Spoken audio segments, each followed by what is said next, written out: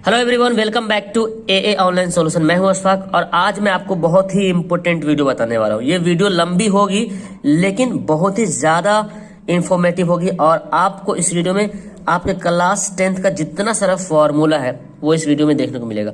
तो आप पेशेंस के साथ पढ़िए, इसका पूरी वीडियो देख लीजिए।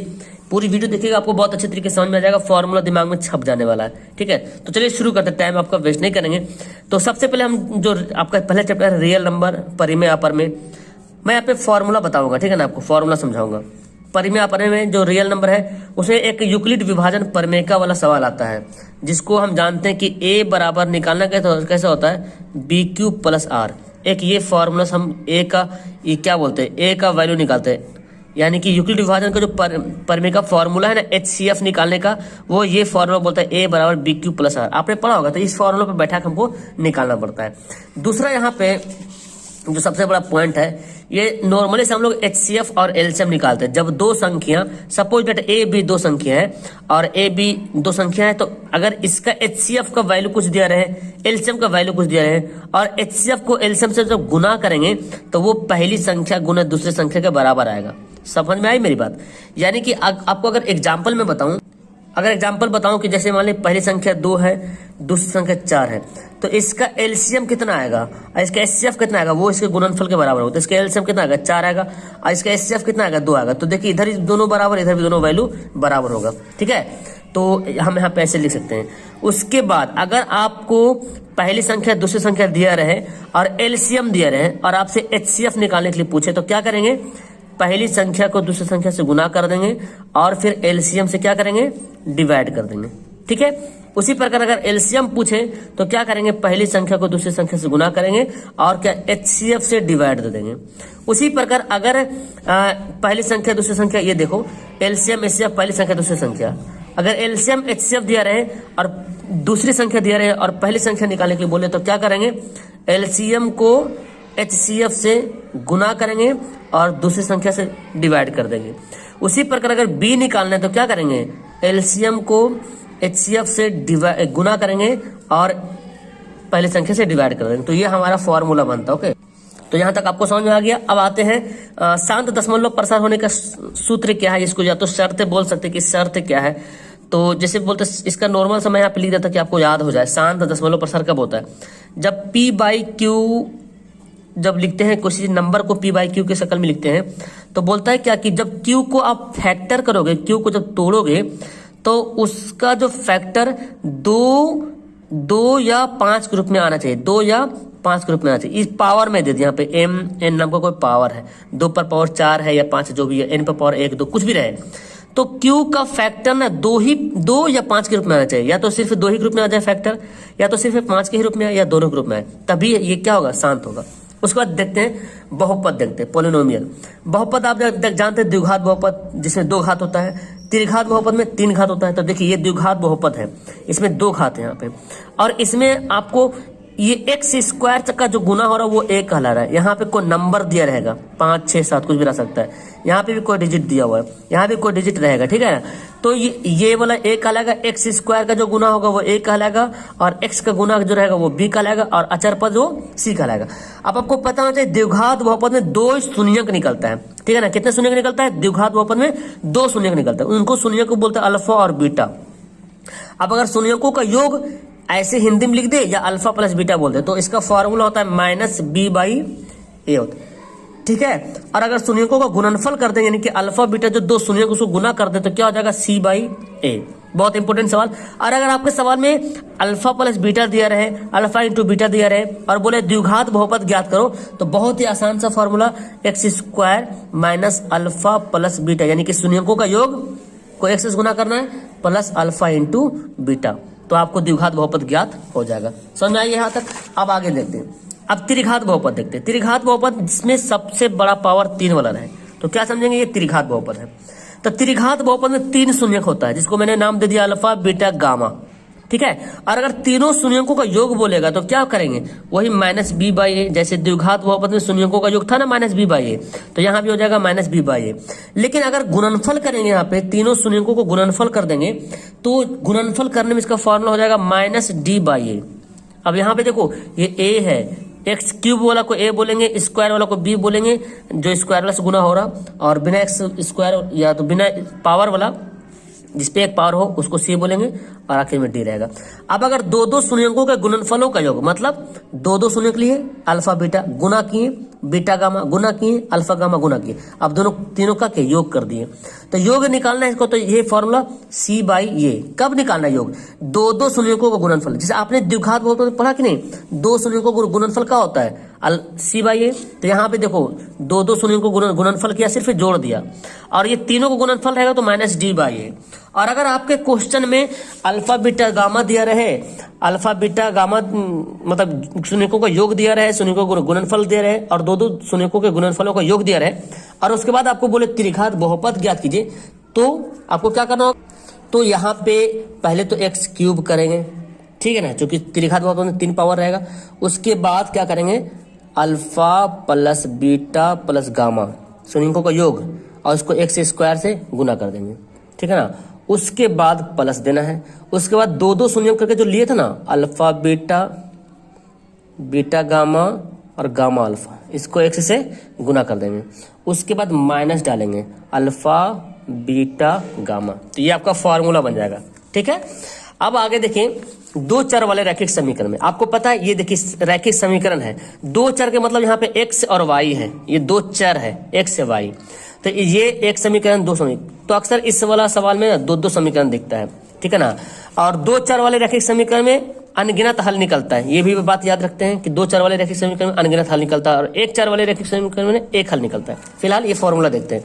देखिए एक इसका सवाल बहुत ज्यादा पूछता है कि शर्त दे देगा कि यदि आप अगर ऐसे कुछ इक्वेशन दिया रहे, ठीक है ना, जैसे एग्जाम्पल सपोर्टेड ऐसे दिया रहे, एग्जाम्पल दे रहे 2x प्लस 3y है ना प्लस 5 इक्वल टू 0, और 3x plus 4y plus 6 equal to 0, ऐसे दिया रहे, इस शकल में दिया हुआ ना। तो बोलता कि a1 बटे a2 कीजिए, यानी कि 2 बटा 3 कीजिए, और 3 बटा 4 कीजिए, 5 बटा 6 कीजिए। तो ये बोलता है कि अगर a1 बटा a2 करते हैं, ये दोनों को डिवाइड करते हैं, और b1 बटा b2 करते हैं, और डिवाइड करने के बाद दोनों को वैल्यू बराबर नहीं आता है, तो बोलेंगे केवल एक हल होगा। क्या होगा? केवल एक हल, इसको बोलते हैं अद्वितीय हल, और इसको युग्म का नाम क्या है? अविरोधी। इसका ग्राफ कैसे बनेगा? इसका ग्राफ जो बनेगा प्रतिच्छेदी ग्राफ बनेगा। कैसे बनेगा? प्रतिच्छेदी ग्राफ, इंटरसेक्ट, और इस तरह से ग्राफ बनता है, ठीक है, इसको बोलता है प्रतिच्छेदी।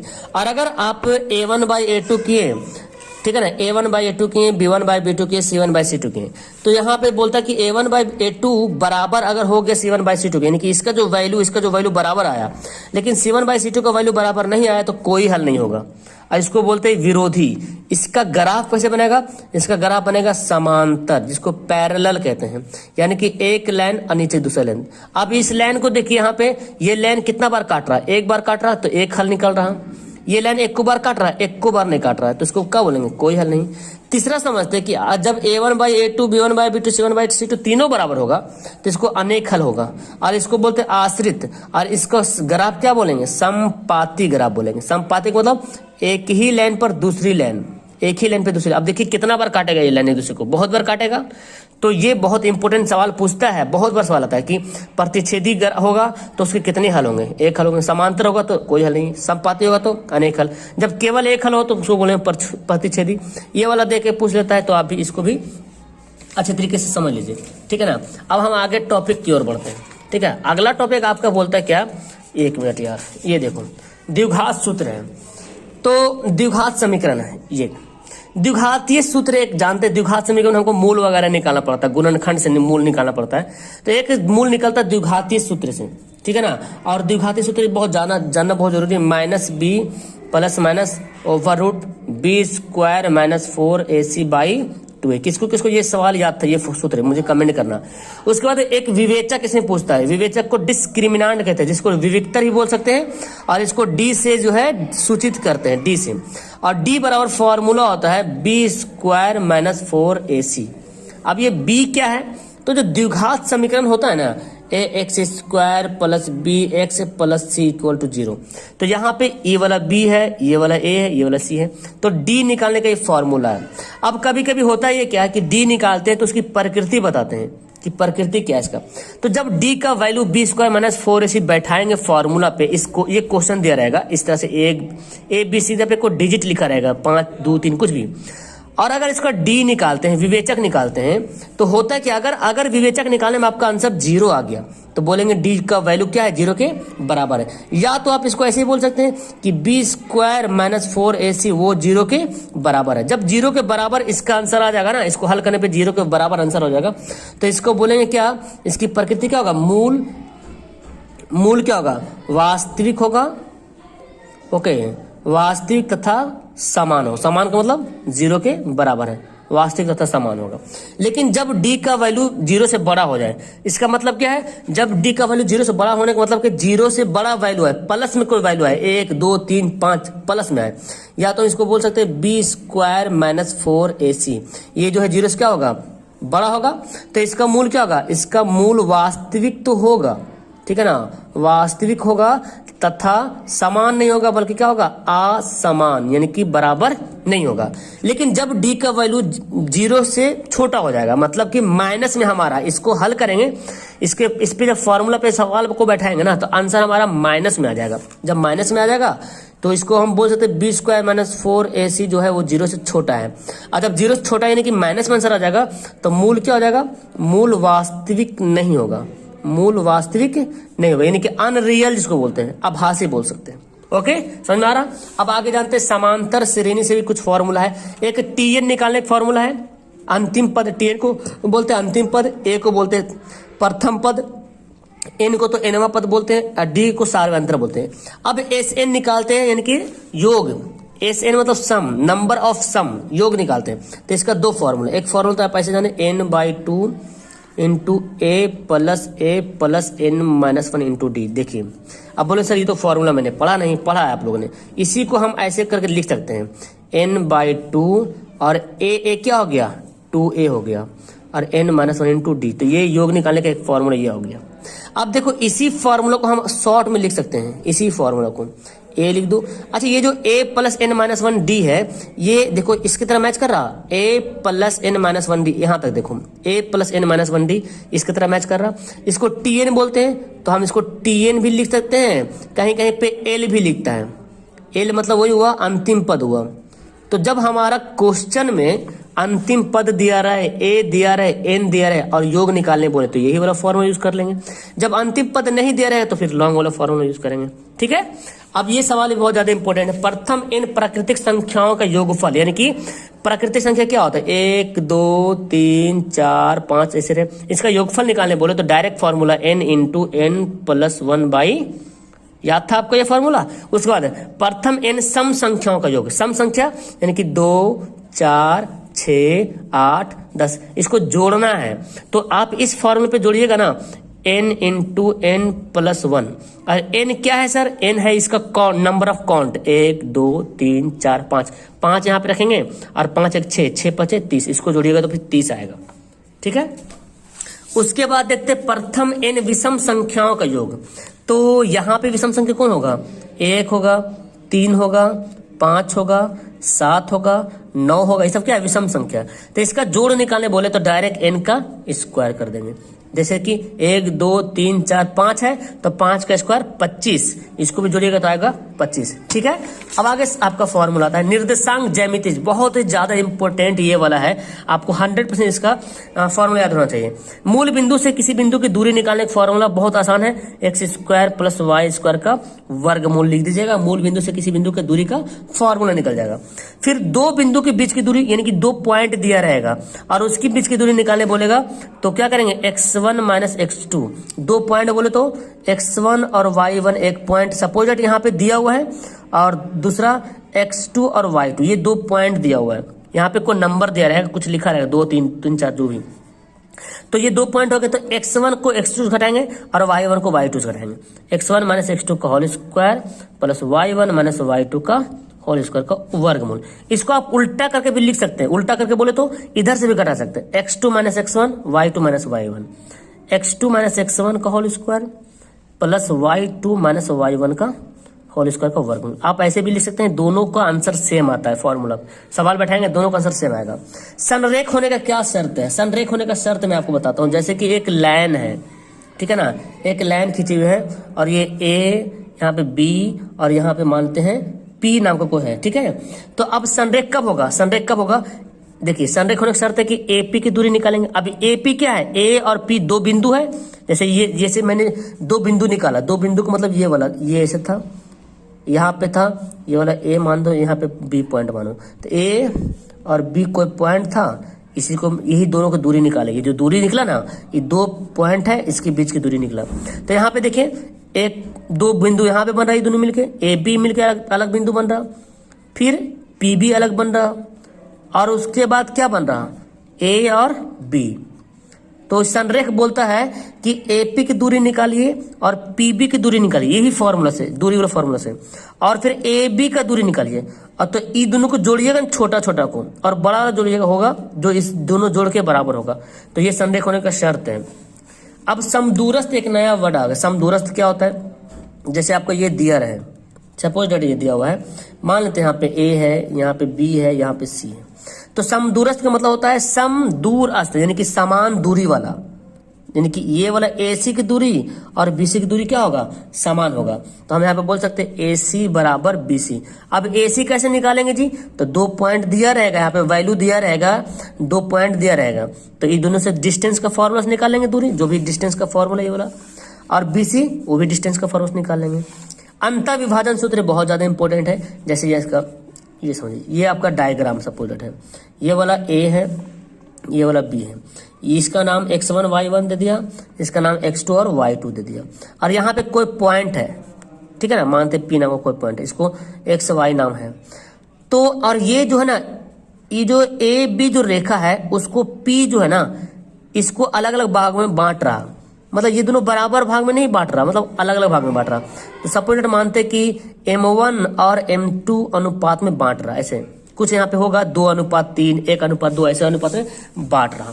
तो इसका फॉर्मूला कैसे बनाएंगे? पहले आप ऐसे इधर से गुना करेंगे, उसके बाद इधर से ऐसे गुना करेंगे। तो ये पहला स्टेप है और ये जो है वो दूसरा स्टेप है। तो देखिए गुना करते हैं, विभाजन सूत्र। तो M1 को पहले x वाला लिखना है, पहले x का निकालना नियामक ये वाला, तब ये निकालेंगे। तो x निकालने के लिए x से गुना करेंगे, M1 को x2 से गुना करेंगे, M1 x2, उसके बाद जोड़ेंगे और M2 को x1 से गुना करेंगे। अब बटे में कर देंगे M1 प्लस M2, ठीक है। उस तरह से y वाला भी निकालेंगे, M1 को y2 से गुना करेंगे, M1 को y2 से गुना करेंगे, और M2 को y1 से गुना करेंगे, M2 को y1 से गुना करेंगे, और M1 प्लस M2 को क्या करेंगे? जोड़ देंगे। यही आपका अंतर विभाजन का सूत्र है। तो ये फॉर्मूला किसको याद था? कमेंट करके बताएंगे आप लोग। दो बिंदुओं को मिलाने वाले रेखाखंड का मध्य बिंदु का नियामक, जैसे ये दो बिंदु है, A है, B है, इसका नाम x1 y1 दे दिया मैंने, इसका नाम x2 और y2 दे दिया, ठीक है। अब इसके मध्य बिंदु का नियामक, मध्य बिंदु कहाँ पे होता है? एकदम बीचों बीच, मानते P वाला है। तो मध्य बिंदु का नियामक निकालने का बड़ा आसान है, x1 को x2 से जोड़िए और 2 से डिवाइड कीजिए, x1 को x2 से जोड़िए और 2 से डिवाइड कीजिए, फिर y1 को y2 से जोड़िए और 2 से डिवाइड कीजिए। तो ये फॉर्मूला किसे याद था? है ना, दो बिंदु को मिलाने वाली मध्य बिंदु का नियामक। तो ये हमारा हो गया। उसके बाद हम जानते हैं अगला, ये देखो केंद्रक का निर्देशांक। तो केंद्रक का निर्देशांक निकालना हमको, ओके। तो अब देखिए केंद्रक का निर्देशांक निकालना। केंद्रक का निर्देशांक निकालने के लिए मतलब ये हुआ कि त्रिभुज का केंद्रक का निर्देशांक निकालना है। यहाँ पर जैसे एक त्रिभुज बना हुआ है, सपोज दैट मानते हैं ये ABC, ये x1 y1, x2 y2, x3 y3, ठीक है। तो केंद्रक यहाँ पे बनता है। अब इसका निर्देशांक निकालने के लिए फॉर्मूला बड़ा आसान है, x1 x2 x3 को जोड़ दीजिए और 3 से डिवाइड कर दीजिए। तो लिखते हैं x1 plus x2 plus x3 by 3, और क्या करेंगे y1 plus y2 plus y3 by 3। हो गया आपका फॉर्मूला। सवाल पूछता है एग्जाम में, तो बना लीजिए। अंतः केंद्रक क्या होता है? अंतः केंद्रक का मतलब ये हुआ कि एक वृत्त है, एक त्रिभुज है, उसके अंदर एक वृत्त बना हुआ, तो इसके अंदर जो केंद्र बनेगा इसको बोलता है अंतः केंद्र, ठीक है ना, ABC। अब यहाँ पे देखिए अंतः केंद्र का निर्देशांक निकालना है, तो ABC मैंने यहाँ पे डाल दिया।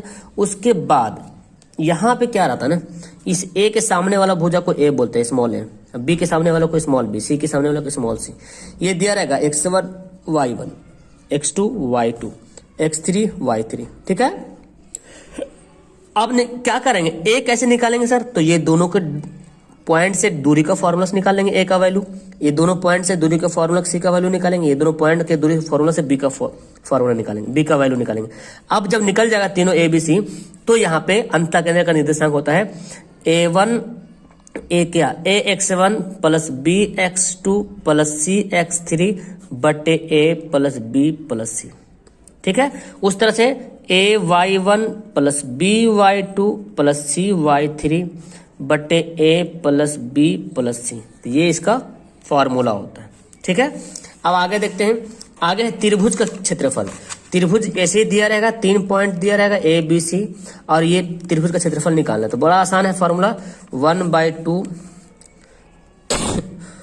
1 2 3, यानी कि x1 गुना करेंगे y2 माइनस y2 3 से, प्लस x2 2 3 1, यानी कि x2 को y3 में से y1 को घटा के गुना करेंगे, फिर x3 को 3 1 2 3 1 2 ऐसे। तो ये होता है त्रिभुज का क्षेत्रफल का फॉर्मूला। बहुत बार सवाल पूछता है, ध्यान से इसको देख लीजिएगा। यदि त्रिभुज का क्षेत्रफल शून्य हो तो वह संरेख होगा, मतलब वही है कि एक बाई ये जो है ना 1 1 2 3 प्लस 2 3 1 प्लस 3 1 2, ये जो होगा वो 0 के बराबर होगा। तो जब ये 0 के बराबर होगा तब जानेंगे कि क्या त्रिभुज का जो तीनों पॉइंट है वो तीनों पॉइंट क्या संरेख हो रहा। तो आप इससे भी संरेख का फॉर्मूला निकाल सकते हैं, जैसे पहले मैंने बताया था। अब वृत्त से सवाल आता है, वृत्त से संबंधित क्षेत्रफल निकालते हैं, बड़ा आसान है यहाँ पे फॉर्मूला। और जान लीजिए क्या होता है, देखिए सबसे पहले तो वृत्त का क्षेत्रफल क्या होता है, और जानते हैं वृत्त का क्षेत्रफल क्या होता है, पाई आर स्क्वायर। एग्जाम में डायरेक्ट ऐसे पूछता है कि वृत्त का क्षेत्रफल फॉर्मूला क्या होता है, आप आराम से समझिएगा, पाई आर स्क्वायर। अर्धवृत्त का क्षेत्रफल क्या होता है, तो इस क्षेत्रफल को आधा कर देंगे, यानी कि पाई आर स्क्वायर बटे 2। इस बात को हम ऐसे भी लिख सकते हैं 1/2 पाई आर स्क्वायर, यानी कि 2 को बाहर मैंने कर दिया, तो आप ऐसे भी लिख सकते हो, ऐसे भी लिख सकते हो, ठीक है ना। अब निकालते हैं वृत्त की परिधि, तो वृत्त की परिधि होता है 2 पाई आर ऐसे।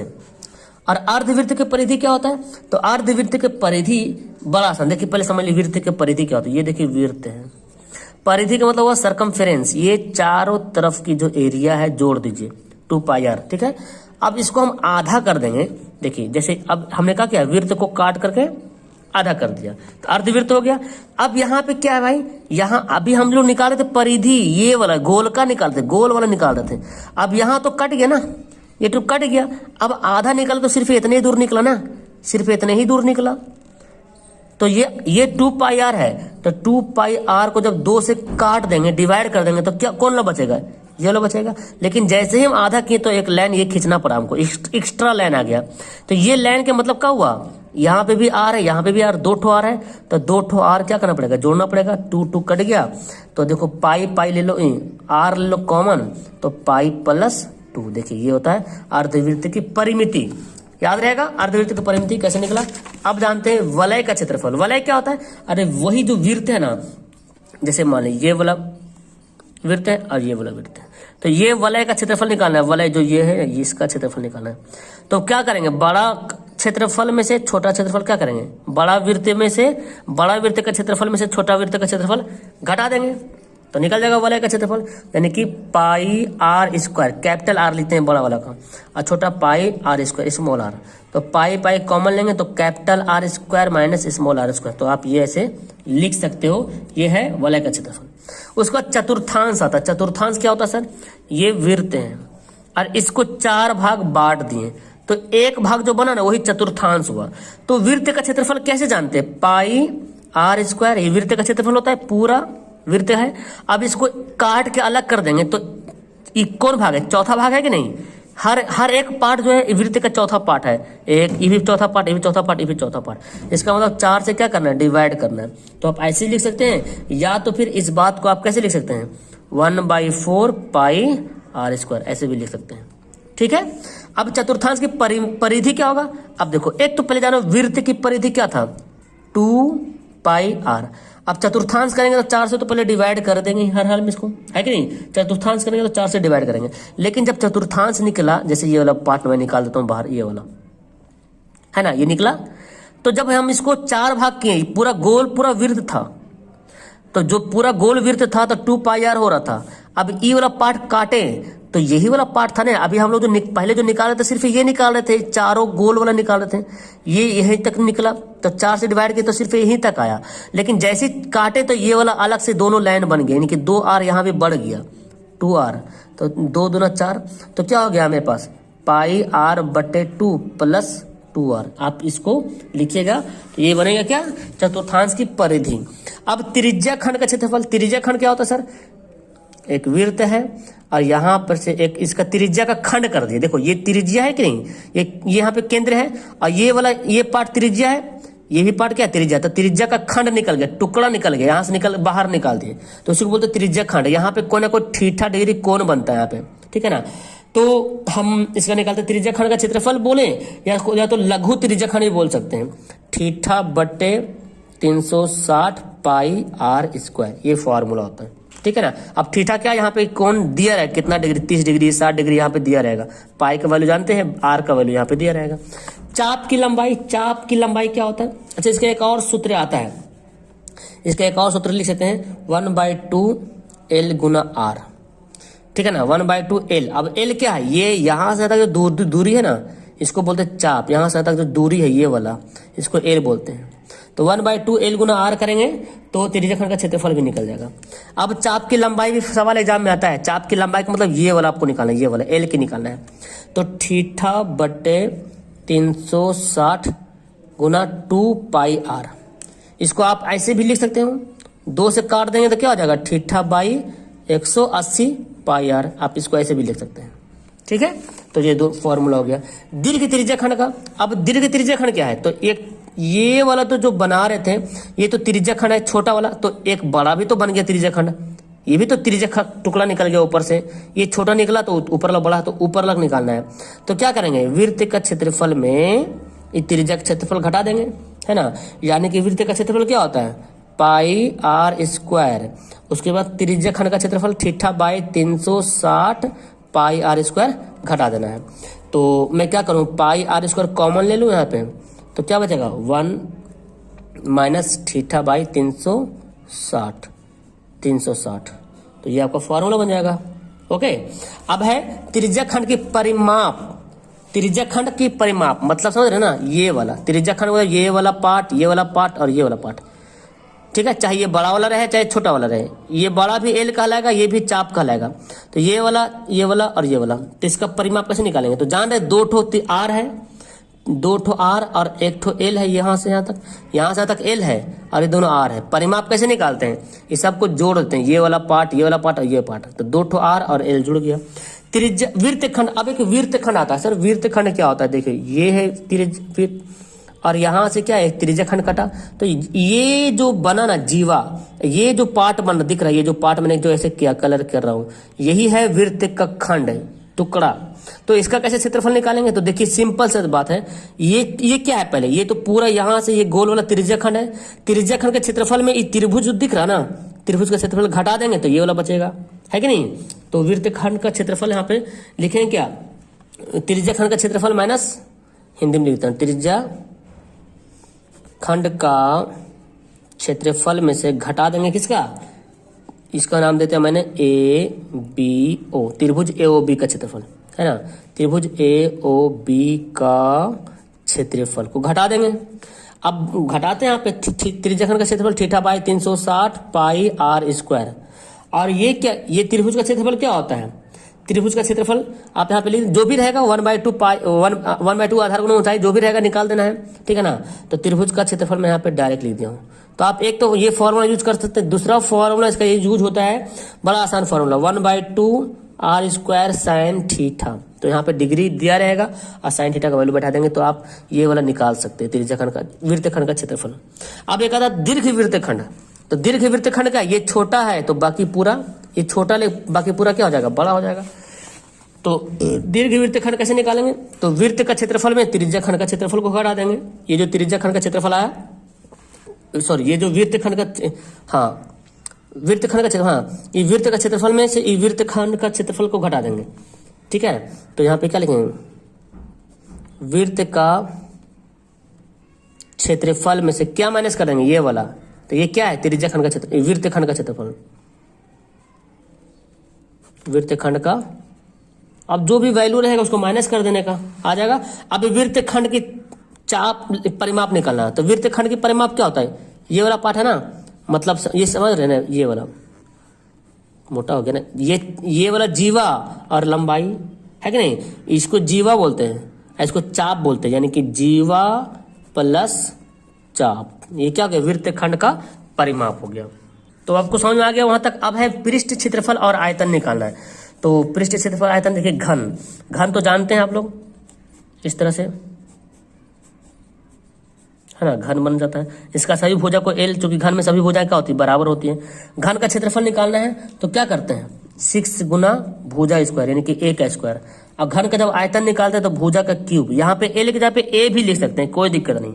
और घन का विकर्ण निकालना हो तो क्या करेंगे, घन का विकर्ण निकालना है तो √3 गुना भुजा, ऐसे देखिए फॉर्मूला याद कर लीजिएगा फॉर्मूला। घनाभ क्या होता है, तो घनाभ थोड़ा से आयत के जैसे रहता है, आयत के जैसे रहता है। ये क्या घनाभ, तो यहाँ पे लंबाई अलग है, चौड़ाई अलग है, एल है, चौड़ाई है और ऊंचाई अलग अलग है। घनाभ का क्षेत्रफल निकालना है तो क्या करते हैं, बड़ा आसान फॉर्मूला यहाँ पे 2 × लंबाई गुना चौड़ाई, चौड़ाई गुना ऊंचाई, ऊंचाई गुना लंबाई, ये होता है। और घनाभ का आयतन निकालते हैं तो लंबाई गुना चौड़ाई गुना ऊंचाई लिखते हैं। घनाभ का विकर्ण लिखते हैं तो एल का स्क्वायर प्लस बी का स्क्वायर प्लस एच का स्क्वायर, यानी कि लंबाई का स्क्वायर, आधार का स्क्वायर और ऊंचाई के स्क्वायर, आधार मतलब चौड़ाई का ऊंचाई स्क्वायर। और चारों दीवारों का क्षेत्रफल, चारों दीवारों का क्षेत्रफल का मतलब ये हुआ कि ये छत नहीं है, ठीक है ना, सिर्फ ये वाला दीवार जो दिख रहा है ये वाला, और एक इधर साइड वाला दिख रहा है, एक इधर साइड वाला दिख रहा है, एक पीछे साइड वाला। तो चारों दीवार का क्षेत्रफल निकालना है तो 2 × L प्लस B × H, ये लिखेंगे तो चारों दीवार का क्षेत्रफल निकल जाएगा। ओके, उसके बाद आते हैं बेलन, बहुत काफी इंपॉर्टेंट है। बेलन को आप फिगर में देख सकते हैं, इस तरह से बेलन बना होता है, ठीक है ना। ये त्रिज्या है यहाँ पे ऊपर नीचे दोनों, ये इसकी ऊंचाई है, ठीक है ना। तो बेलन का क्षेत्रफल निकालना है तो क्या करेंगे, बेलन का क्षेत्रफल, बेलन का वक्र क्षेत्रफल बोले या क्षेत्रफल बोले बात वही है, 2πr/h, ये बेलन का क्षेत्रफल का फॉर्मूला हो गया। अब बेलन का पूर्ण पृष्ठ का क्षेत्रफल, ये वक्र पृष्ठ का मतलब हुआ सिर्फ ये वाला पार्ट, ये वाला सिलेंडर, ये वाला पार्ट, ये जो जैसे सिलेंडर होता है ना, तो सिलेंडर के चारों तरफ, जैसे ये कलम है ना, तो कलम का सिर्फ ये वाला पार्ट, ये वाला इधर छोड़ करके, इधर वाला चीज तो नोक है ना अपन, इधर दोनों छोड़ करके, जैसे कि अगर इसको मैं पॉइंट कैप लगा दूं तो ये इधर वाला एरिया छोड़ करके, इधर वाला एरिया छोड़ करके, सिर्फ ये वाला सरफेस, तो ये वक्र हो गया। पूर्ण जब बोलेगा तो क्या बोलेगा, पूर्ण बोलेगा तो इधर ला भी अब पूरा गोल वाला। तो पूर्ण का मतलब ये पहले तो 2πr/h तो हो जाएगा, उसका 2 त्रिज्या बढ़ जाएगा। ये क्या है, वृत्त बन रहा कि नहीं, वृत्त ऊपर भी वृत्त बन रहा है और नीचे भी बन रहा है। और वृत्त का क्षेत्रफल क्या होता है, πr²। तो के ठो πr² होगा, एक ठो ऊपर में πr², एक ठो नीचे में πr², यानी कि 2πr²। तो यहाँ पे ले लो 2πr कॉमन और h + r, तो हम लोग ये वाला डायरेक्ट लिख देते हैं, है कि नहीं। अब बेलन का आयतन लिखना है तो क्या करेंगे, πr²h, ये डायरेक्ट लिख देंगे बेलन का आयतन। फिर खोखले बेलन का आयतन अगर पूछे, खोखले बेलन का आयतन, तो खोखले बेलन का मतलब हुआ कि ऐसा एक तो है, एक तो ये बेलन बना हुआ है, इसके अंदर पे एक तो और बेलन बना हुआ है, ऐसे देखिए पतले, मतलब अंदर सुराख जगह है। और ये जो पूरा भरावट है ना, ये वाला साइड उसका निकालना आयतन। तो बाहरी बेलन का आयतन में से अंदर वाला बेलन का आयतन क्या करेंगे, घटा देंगे, यानी कि πr² में से πr²h, ये कैपिटल आर मतलब बाहर वाला त्रिज्या, छोटा आर मतलब अंदर वाला, तो πh हो जाएगा कॉमन और r² - r²। तो ये हमारा क्या हो गया, खोखले बेलन का आयतन हो गया। समझ में आ रहा है आपको। शंकु निकालते हैं। शंकु का देखिए, ये है शंकु का फिगर, ये होता है इसका एल, इसका एच होता है, ये एल, त्रिज्या की ऊंचाई को एल बोलते हैं, यानी कि शंकु जो कर्ण बन रहा है ना वो एल है, और ये क्या ऊंचाई है और ये क्या है, इसकी त्रिज्या है। अब शंकु का आयतन का फॉर्मूला क्या होता है, 1/3 πr²h, ये शंकु का आयतन का फॉर्मूला है। ओके, उसके बाद है शंकु का वक्र पृष्ठ का क्षेत्रफल। तो वक्र पृष्ठ का क्षेत्रफल शंकु को निकालना है तो होता है पाई आर एल। और शंकु का पूर्ण पृष्ठ का क्षेत्रफल निकालना है तो पाई आर एल। अब देखिए वक्र पृष्ठ याद कर लीजिए, पाई आर एल होता है। वक्र पृष्ठ मतलब ये वाला सरफेस, ये नीचे वाला छोड़ करके। अच्छा पूर्ण निकालेंगे तो नीचे वाला भी ऐड करेंगे। यार नीचे क्या है, एक त्रिज्या बनी हुई है, तो पाई आर एल और इसका क्या होता है क्षेत्रफल पाई आर स्क्वायर, है ना। तो क्या करेंगे, यहाँ पे पाई आर कॉमन हो जाएगा, एल प्लस आर, ये होता ना फॉर्मूला संपूर्ण पृष्ठ का क्षेत्रफल। अब अगर ये देखिए समकोण त्रिभुज बना हुआ है यहाँ पे, अगर ये एल ऊंचाई और त्रिज्या दिया रहे, लंबाई पूछे तो क्या करेंगे, पाइथागोरस प्रमेय से एच का स्क्वायर प्लस आर का स्क्वायर का वर्गमूल। एच निकालना तो क्या करेंगे, एल का स्क्वायर माइनस आर का स्क्वायर का वर्गमूल। अगर आर निकालना है तो एल का स्क्वायर माइनस एच का स्क्वायर का वर्गमूल। जैसे कैसे निकालते, कर्ण का स्क्वायर माइनस आधार का स्क्वायर, उसी फॉर्मूला। गोला निकालना है, गोला का क्या होता है, गोला एक जस्ट लाइक ये गोला है ना। तो गोला ऐसे बना हुआ है, गोला मतलब ऐसे कुछ वस्तु गोल से बना हुआ है। तो गोला का आयतन क्या होता है, गोला का आयतन बहुत ज्यादा सवाल पूछता है, 4/3 पाई आर क्यूब। और गोला में वक्र पूर्ण सब एक ही होता है, क्योंकि गोल होता है पूरा, तो जैसे भी निकालो तो पूरा निकाल, ऊपर का ही निकालना है। इसमें तो अलग त्रिज्या है नहीं, वृत्त तो है नहीं जो चपटा होया हुआ है। तो गोला का वक्र बोलो या पूर्ण बोलो, दोनों बात एक ही है, पाई आर स्क्वायर। अब अगर इसको गोला को हम काट देंगे तो अर्ध गोला बन जाएगा, मतलब ऐसे। तो काट दिए तो देखो अब ये वाला पार्ट मेरे को ज्यादा बढ़ गया, पहले तो ये पूरा गोल था, तो काटे तो ये वाला तो पहले था। अब अर्ध गोला का आयतन, तो पहले गोला का आयतन क्या था, 4/3 पाई आर क्यूब, है कि नहीं, 4/3 पाई आर क्यूब। अब इसको क्या कर देंगे, आधा कर देंगे, यानी कि 4/3 पाई आर क्यूब। इसको हाफ से मतलब आधा कर दो, लो आधा कर दो, तो कर देंगे 2 दूना 4, तो 2/3 पाई आर क्यूब आ जाएगा, ठीक है। उसके बाद अर्धगोला का वक्र पृष्ठ होता है, वक्र पृष्ठ मतलब ये वाला पार्ट, सिर्फ यहाँ तक, क्योंकि पहले तो गोल था, इसका निकाल था वक्र पृष्ठ साइड वाला, पूरा भरा हुआ चीज। तो कितना आ रहा था, 4 pi R square, 4 pi R square. अब अर्धगोला तो क्या करेंगे, 2 से डिवाइड करेंगे तो क्या हो गया, 2 पाई आर स्क्वायर होगी। ये वक्र का मतलब इधर वाला हो गया। अब जब इधर वाला भी निकाल लेंगे तो पूर्ण हो जाएगा, यानी कि 2 पाई आर स्क्वायर। तो पहले ये वाला लिखेंगे, और ये क्या है, 2 ठो यहाँ पे त्रिज्या बढ़ा के नहीं, तो 2r यहाँ पे बढ़ जाएगा। तो क्या हो जाएगा, सॉरी त्रिज्या नहीं बढ़ेगा, बेलन एक्चुअली गोला जो होगा वो ऐसे प्याला जैसे बना होगा, ऐसे यहाँ पे है ना, देखिए ऐसे बना रहता है। और ये एक सर्किल है, तो इसको बोलेंगे पाई आर स्क्वायर, क्योंकि वृत्त का क्षेत्रफल क्या होता है, पाई आर स्क्वायर। तो यहाँ पे 2 पाई आर स्क्वायर और 1 पाई आर स्क्वायर, क्या हो जाएगा, 3 पाई आर स्क्वायर। ओके, अब जानते हैं छिन्नक क्या होता है, छिन्नक भी जानते हैं। छिन्नक जैसे लाइक आपका ग्लास घर में रहता है ना, ग्लास इस तरह से बना हुआ है, शंकु का समझ लो कटा हुआ पार्ट, ये नीचे भी और ऐसे भी रहता है ना। तो ये है ग्लास, यहाँ पे 2 ठो त्रिज्या है, एक तो छोटा वाला त्रिज्या, एक कैपिटल त्रिज्या है, और ये वाला झुका हुआ पार्ट थोड़ा सा कर्व ऐसे है। अब छिन्नक का आयतन का शंकु के आयतन से रिलेट करना है। शंकु का आयतन क्या होता है, 1/3 पाई आर स्क्वायर होता है ना, 1/3 पाई आर स्क्वायर एच होता है। तो 1/3 पाई एच, यहाँ पे सिर्फ आर का खेल है, क्योंकि यहाँ पे देखो कैपिटल आर स्मॉल आर।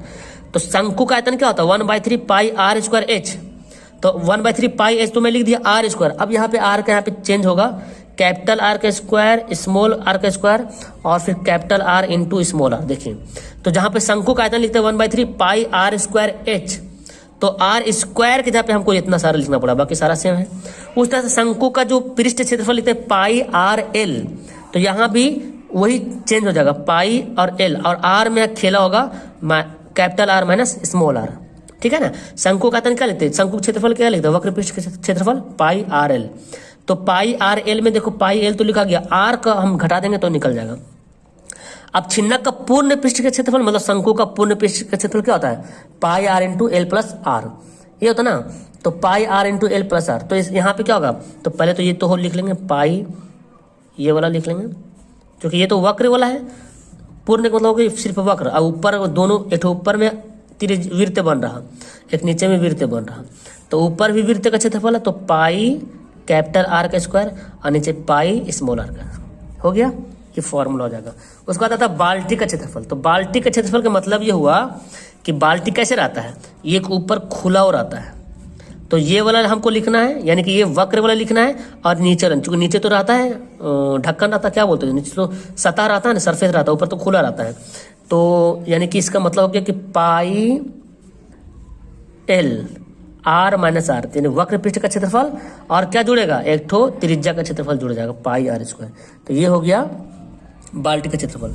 अब यहाँ पे एल कैसे निकालते हैं, जैसे शंकु में एल कैसे निकालते हैं, एच का स्क्वायर प्लस आर का स्क्वायर का ओवर रूट, यहाँ पे एच स्क्वायर लिखेंगे और आर का यहाँ पे क्या लिखेंगे, capital R minus small R का स्क्वायर का वर्गमूल, ये लिखना पड़ेगा हमको, ठीक है ना। यानी कि आर का यहाँ पे छिन्नक में सिर्फ आर का खेला हो रहा, त्रिज्या का खेला, चूंकि यहाँ पे 2 त्रिज्या बन जा रहा।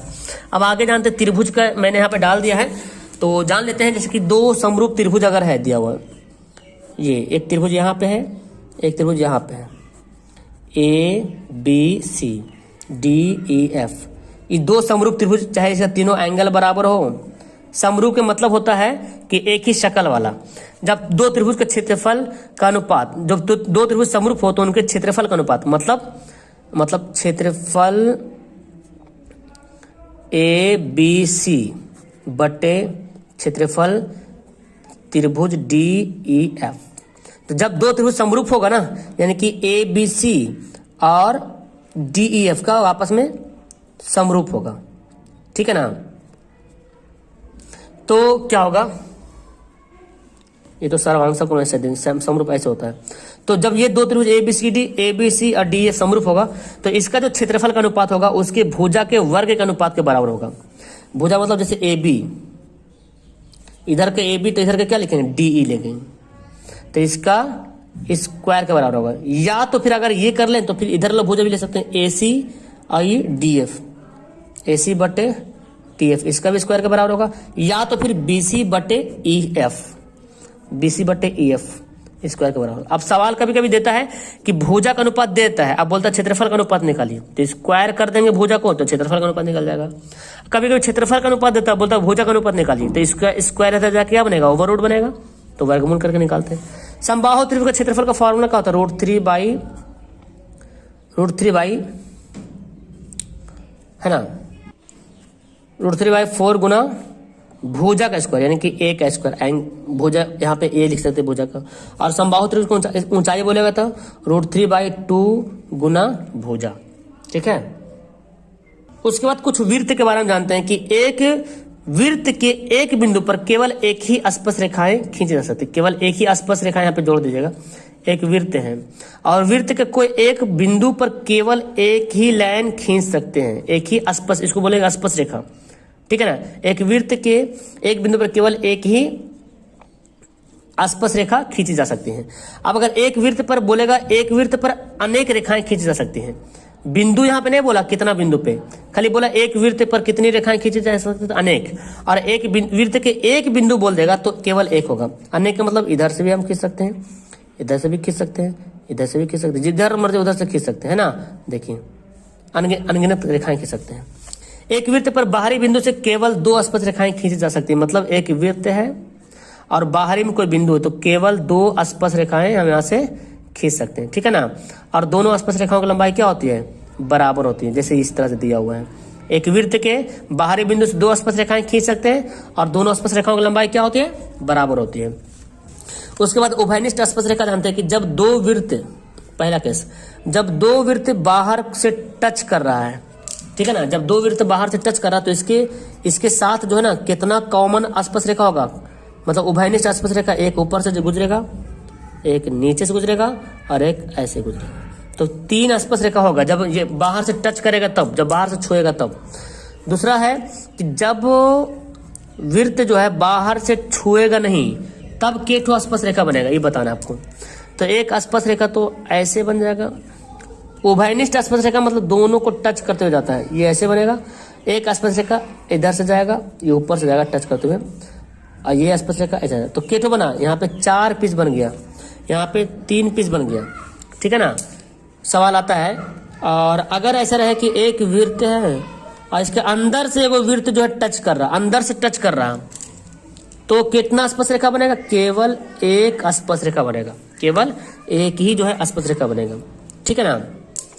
और अगर चौथा पॉइंट, अगर एक वृत्त है और अंदर से टच नहीं कर रहा, इसको बोलते हैं संकेंद्रीय वृत्त, जिसका दोनों वृत्त का केंद्र एक ही है, तो क्या बोलेंगे, संकेंद्रीय वृत्त। तो इस पे स्पर्श रेखा बनेगा, स्पर्श रेखा जो है उभयनिष्ठ स्पर्श रेखा, ठीक है ना, उभयनिष्ठ आसपास रेखा नहीं बनेगा इसमें क्योंकि इसमें तो कॉमन, अगर यहाँ से खींचेंगे तो इधर चल जाएगा, यहाँ से खींचेंगे तो आसपास रेखा हुआ कहाँ, इधर आसपास थोड़ी इसको बोलेंगे। आसपास मतलब आर पर कटना नहीं, आसपास मतलब उसके एक बिंदु से टच के होते हुए जाना। उसके बाद सबसे बड़ा यहाँ पे फॉर्मूला त्रिकोणमिति का आता है। तो त्रिकोणमिति में जान लीजिए LAL लाल का, यहाँ पे साइन, यहाँ पे कॉस, यहाँ पे टैन, यहाँ पे कॉसेक, यहाँ पे सेक, यहाँ पे कॉट। अब देखो जब साइन थीटा निकालना है तो लंब बटा कर्ण कर देंगे। इसको आप इंग्लिश में भी बोल सकते हैं।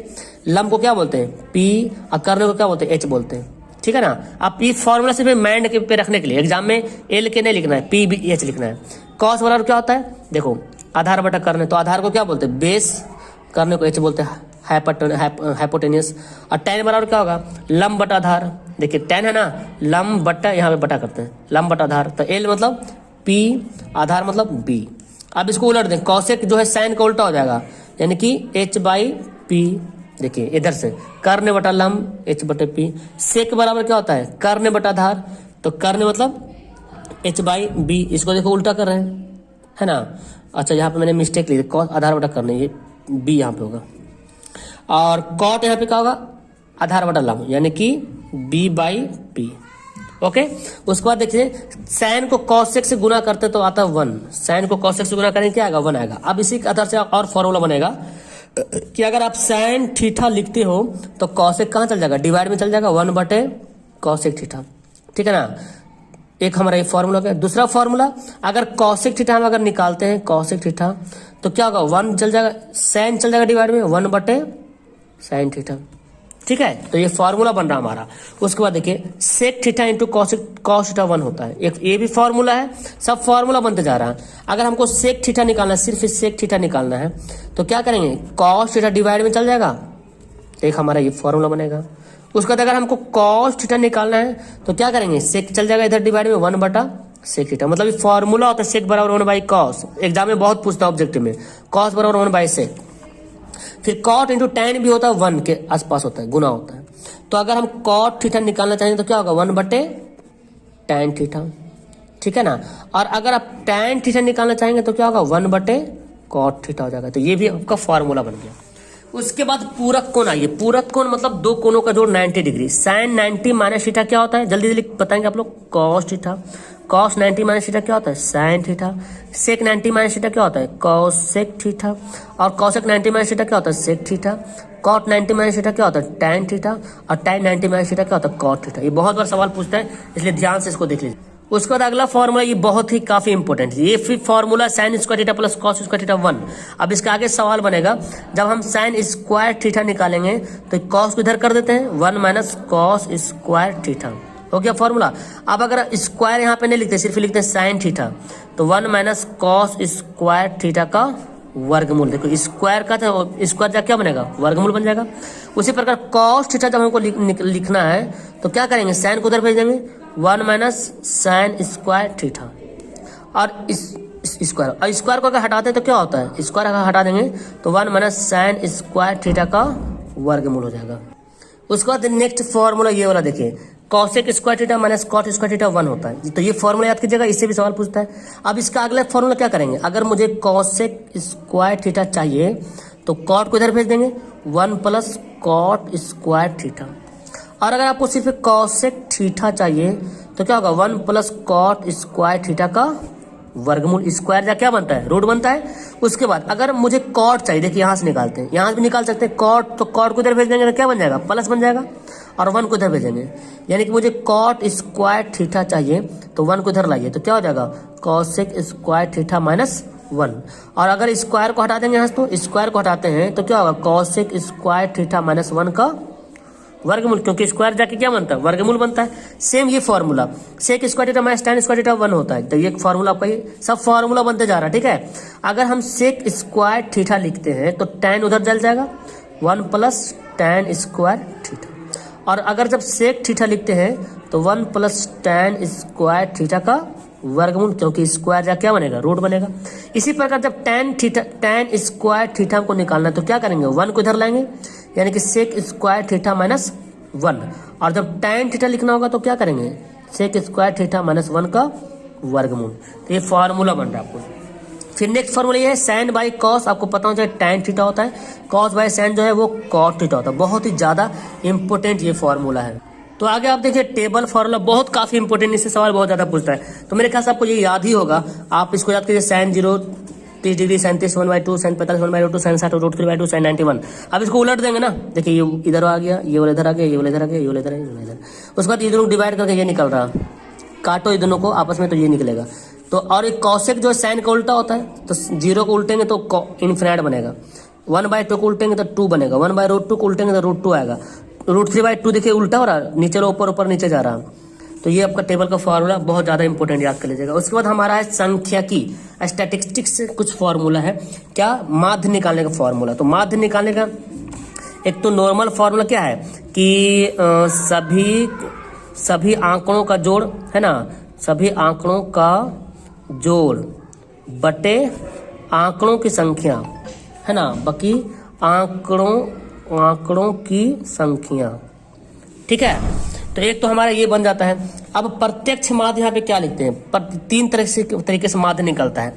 तो प्रत्यक्ष माध्य मतलब सिंपल से निकलता है सिग्मा fx बटा सिग्मा f, ठीक है। फिर कल्पित माध्य विधि निकालने का तरीका होता है a प्लस सिग्मा fd, ठीक है, बटे सिग्मा f, और उसको h से गुना करना होता है। तो ये फॉर्मूला होता है, आप सवाल बनाएंगे तो पता चलेगा। पद विचलन माध्य कैसे निकालते हैं, a प्लस सिग्मा fx बटे सिग्मा f। इसको क्या करते हैं, इसको हम h से गुना, सॉरी मैंने यहाँ पे मिस्टेक कर दिया, यहाँ पे ये वाला h नहीं होगा, यहाँ पे सिर्फ इतना ही होगा और यहाँ पे h होगा, ठीक है।